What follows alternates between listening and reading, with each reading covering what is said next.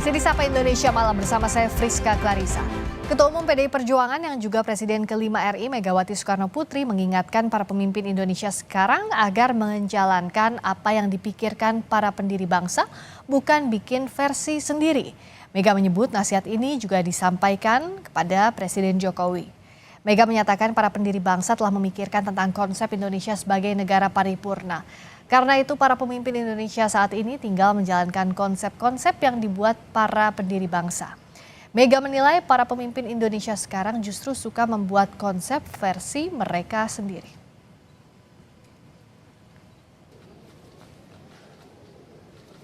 Indonesia memang lahir dengan sebenarnya sebuah konsepsi yang sudah sangat lengkap sebagai negara paripurna. Saya kan bilang, mau nyari apa lagi sih? Saya ngomong sama Pak Jokowi, kalian pemimpin itu harus menjalankan apa yang dipikirkan dan dituliskan oleh para pendiri bangsa, bukan kita bikin versi-versi.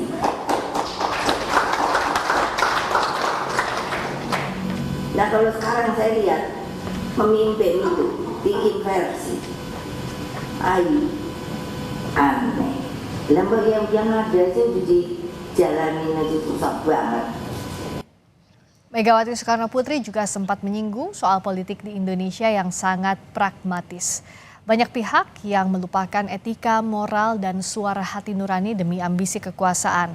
Menurut Mega, hal itu tidak sesuai dengan semangat stanza kedua lagu Indonesia Raya. Dalam stanza kedua, tertandu spiritualitas kebangsaan kita yang mengingatkan kita untuk sadarlah budinya, sadarlah hatinya. Terus sekarang nanya, sekarang ini manusia Indonesia dalam masalah etika moral dan hati nuraninya, apakah sesuai dengan stanza kedua? Jawab sendiri.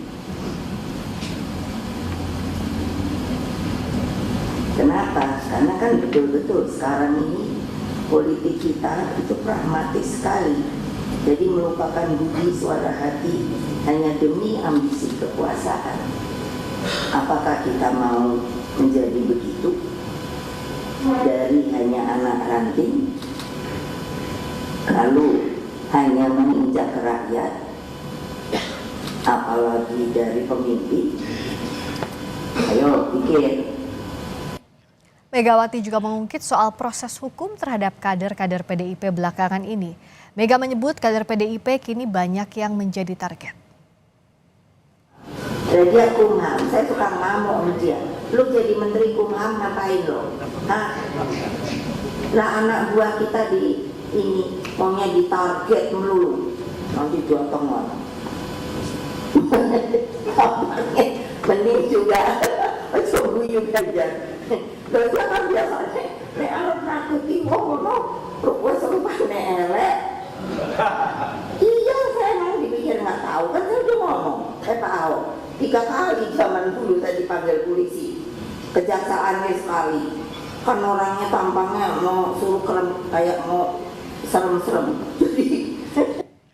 Kita bahas apa makna pernyataan politik Megawati hari ini bersama politisi PDIP Seno Bagaskoro dan juga pendiri Indobarometer M. Kodari. Selamat malam Mas Seno, Mas Kodari. Selamat malam Mbak Friska, Pak Kodari malam. Selamat malam, saya ke Mas Seno dulu. Kalau Bu Mega itu tadi menyinggung soal politik pragmatis saat ini yang mengabaikan suara hati demi kekuasaan. Sebelumnya dalam beberapa kesempatan Bu Mega juga sempat menyindir soal adanya kecurangan sistematis dalam pemilu. Apakah masih terkait soal itu, Mas? Ya baik, terima kasih Mbak Friska. Jadi kalau membaca atau mendengarkan pidato Ibu di dalam acara di Lenteng Agung tadi, saya rasa ini adalah satu kesatuan tarikan nafas dengan seluruh kondisi kebatinan dari seluruh kader PDI Perjuangan, khususnya kalau bicara konteks acara itu diselenggarakan, yaitu mengembalikan fungsi Kongres PDI Perjuangan 5 tahun sekali. Setelah sebelumnya sempat dimajukan menjadi tahun 2019, ini dikembalikan kepada siklus 5 tahunan di 2025 nantinya. Oleh karena itu di dalam sistem tersebut Bu Mega menyampaikan tentang betapa dalamnya sebenarnya konsepsi kebangsaan kita ini dirancang dengan begitu terlembaga oleh para founding fathers. Beliau selama ini mengajarkan kepada kita untuk menghayati Indonesia Raya 3 stansa. Bukan hanya 2 stansa, bukan hanya 1 stansa, tapi 3 stansa utuh. Untuk menghargai salah satunya Wakil Rudolf Supratman. Di dalam stansa pertama dan kedua itu ada diksi misalnya, sadarlah hatinya, sadarlah budinya. Bangunlah jiwanya, bangunlah badannya. Nah, inilah yang digunakan oleh Bu Mega untuk mengatakan bahwa dalam berpolitik sekalipun seharusnya itu menjadi landasan. Bagaimana hati nurani itu menjadi pedoman, menjadi lentera bagi kita, bukan sekedar masalah realitas kekuasaan yang ada hari ini. Faktanya, hari ini semua partai politik kan akan menghadapi pilkada serentak. Di tengah situasi itu, logika yang muncul adalah pragmatisme politik yang mendekati realisme. Gitu. Intinya, pokoknya siapapun yang calonnya elektabilitas tinggi itu dimajukan, siapapun nama-nama yang kira-kira mengikuti tren pasar itu kemudian diberi kesempatan. Padahal kan kalau bicara politik, ada porsi virtue dan value yang harus diperjuangkan. Dan disitulah standing position PDI Perjuangan dalam menyikapi ini semua, khususnya menghadapi pilkada. Saya rasa itu. Oke, kalau Mas Kodari lihatnya sindiran Bu Mega ini mengingatkan siapa? Penguasa dalam hal ini konteksnya Pak Jokowi dalam menjalankan fungsinya sebagai kepala negara dalam menghadapi pemilu yang sudah berlalu kemarin Pilpres maupun menjelang pilkada? Saya melihat himbauan itu bersifat umum ya. Saya melihat itu sebagai sebuah pandangan atau analisis review dari Bu Mega terhadap situasi dan kondisi politik sekarang. Dan bahkan saya melihat hal itu bukan hanya ditujukan kepada pihak di luar, tetapi juga sebetulnya ditujukan juga kepada pihak di dalam. Apalagi kalau saya melihat pada hari ini kan juga ada acara pelantikan kepengurusan baru ya, atau reshuffle dari DPP yang ada. Sehingga sebetulnya ya apalagi memang Bu Mega kan tidak menyebut nama secara spesifik siapa-siapa yang disebut, katakanlah misalnya pragmatis, lalu kemudian tidak mengindahkan hati nurani atau hal-hal yang tadi disebut oleh Bu Mega. Jadi saya melihatnya sebagai sebuah himbauan yang bersifat umum ya. Bahwasanya kemudian Bu Mega menyatakan hal semacam itu mungkin saja konteksnya berkaitan dengan Pilkada 2024 yang akan datang. Karena di Pilkada kan terjadi proses pemilihan para kandidat dan kita tahu bahwa salah satu masalah yang muncul di dalam Pilkada itu adalah meraih kemenangan dengan cara kekerasan atau dengan cara money politics misalnya begitu. Jadi saya kira itu himbauan yang bersifat umum. Sampai sejauh ini saya melihatnya bersifat umum, Friska. Apa iya bersifat umum, Mas Seno? Ya dalam konteks kita menghadapi pilkada tentu ini menjadi wanti-wanti. Artinya kita kemarin telah menghadapi pemilu di awal tahun 2024 dan sikap politik PDI Perjuangan berkaitan dengan pemilu tersebut sudah sangat jelas ditegaskan di Rakernas.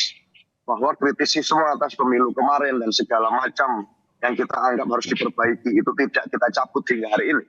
Maka wanti-wanti itu juga berlaku untuk pemilu selanjutnya. Kami merasa bahwa pemilu ini penting untuk membicarakan tentang kedaulatan rakyat, wahananya ya di pemilu.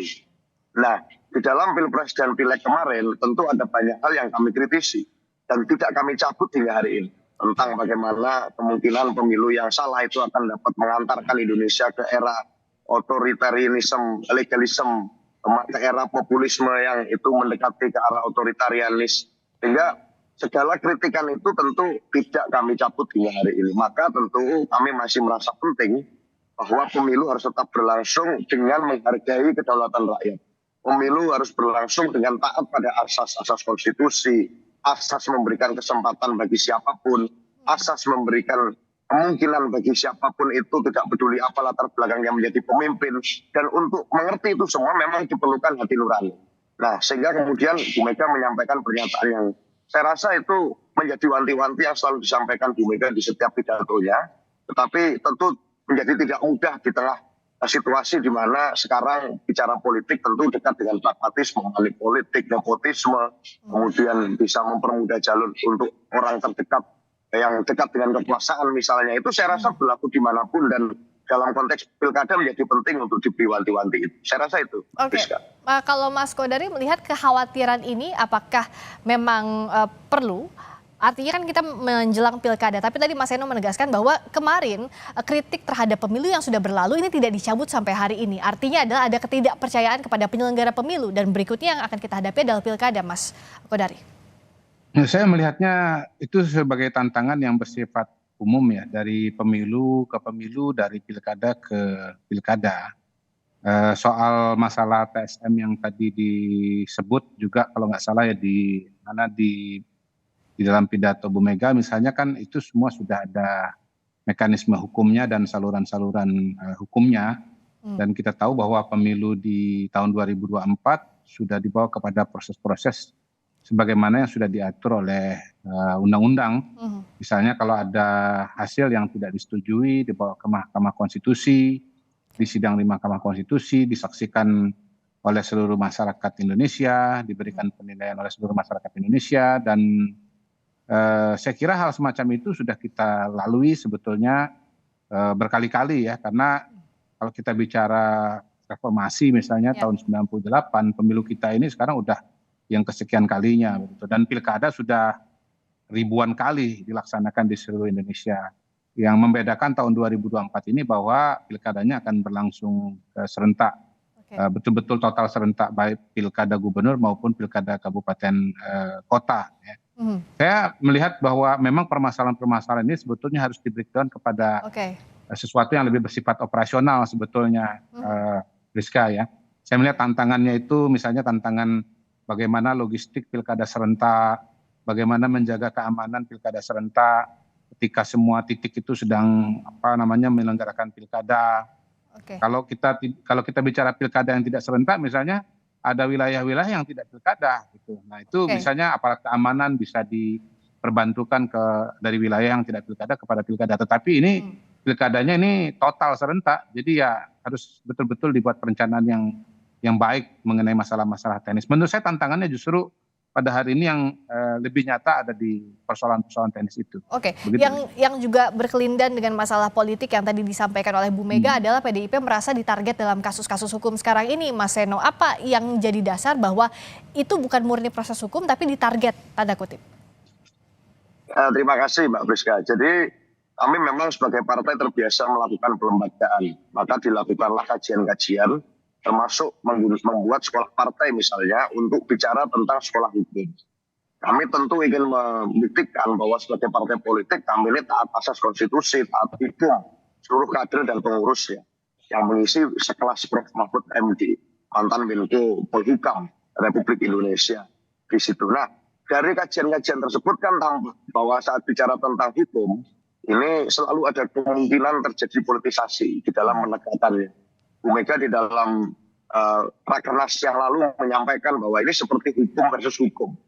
Hukum yang didirikan untuk dirinya sendiri yang menciptakan rule by the law, melawan rule of the law, melawan hukum yang itu digunakan sebagai sarana untuk mencapai hubungan yang baik antar manusia. Nah, di hari-hari ini menjadi sangat rawan kalau tidak ada yang memberikan kritik, memberikan check and balance. Hukum digunakan untuk memenuhi kepentingan penguasa. Bagaimana berkacanya?